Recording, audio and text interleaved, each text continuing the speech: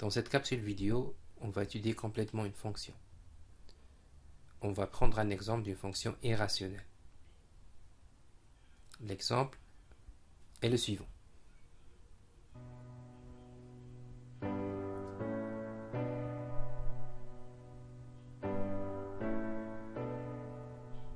La fonction est donnée par h de x égale racine carrée de x4 moins x carré.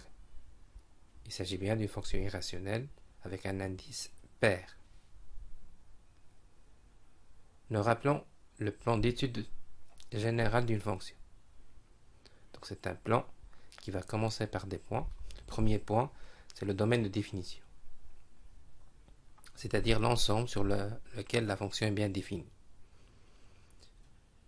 Propriété remarquable, racine, c'est-à-dire l'intersection avec l'axe OX, parité, voir si la fonction est paire ou impaire. Sur cette base, on va préciser un domaine d'étude qui n'est pas forcément le domaine de définition, donc il est plus réduit que ça. Asymptotes éventuels, donc les AH, asymptote horizontale, les AO, asymptote oblique, les AV, asymptote verticale. Calcul de la dérivée première, généralement on va faire appel aux formules.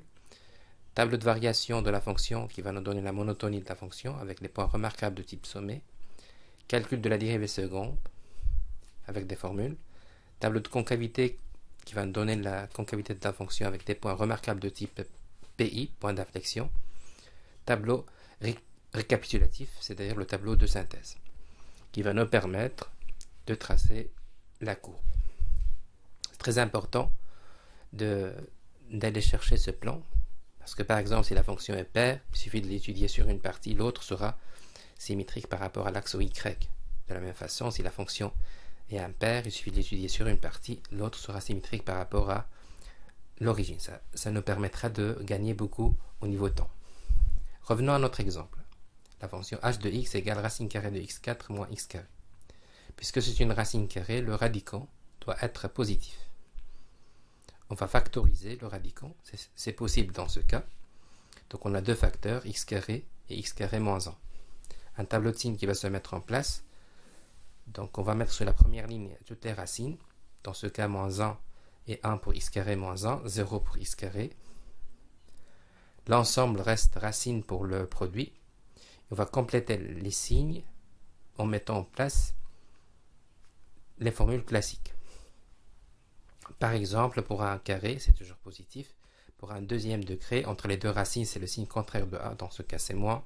À l'extérieur, c'est le signe de A. Dans ce cas, c'est plus. Ce domaine va nous donner l'intervalle moins l'infini moins 1, borne fermée, union 0, union l'intervalle, borne fermée 1 plus l'infini. Le 0 fait partie de ce domaine parce que c'est une racine.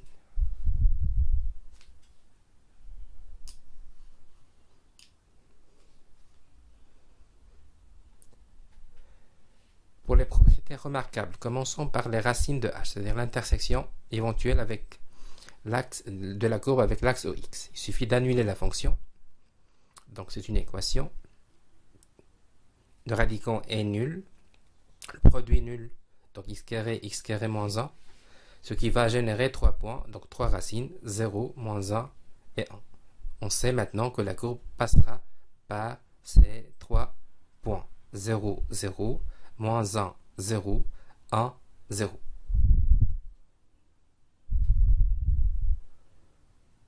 Pour la partie asymptote, puisqu'on n'a pas de condition d'existence en point remarquable, donc on n'aura pas d'AV.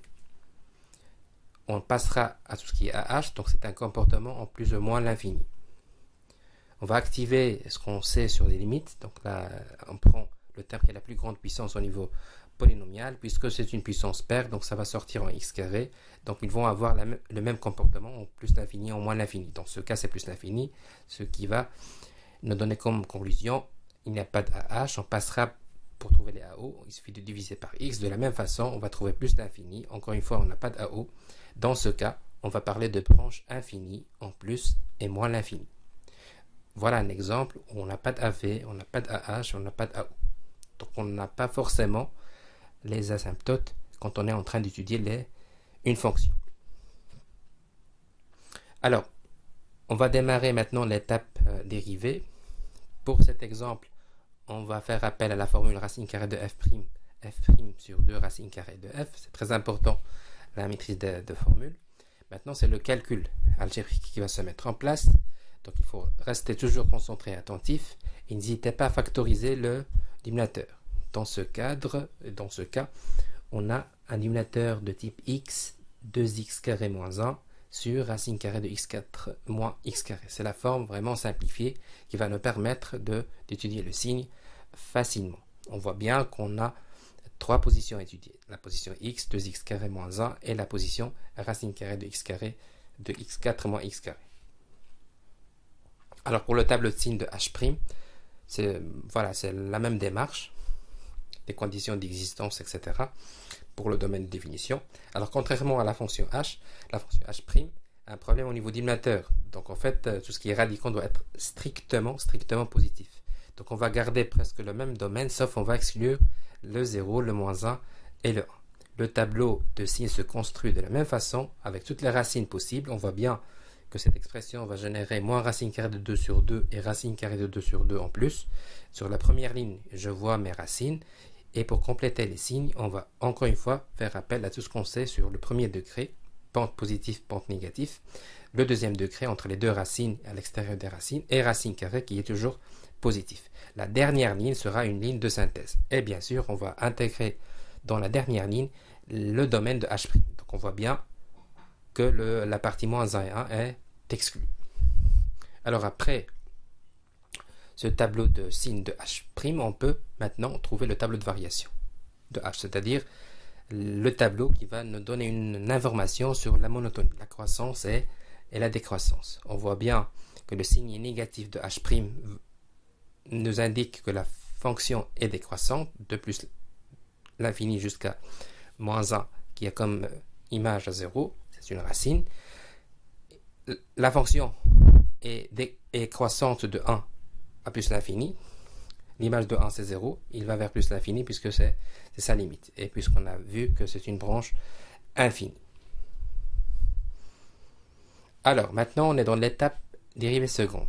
Encore une fois, il faut mettre en place les formules. Ici il s'agit bien d'une opération de type fraction. Donc c'est plutôt l'opération f sur g. F sur g', c'est f'g moins fg' sur g carré.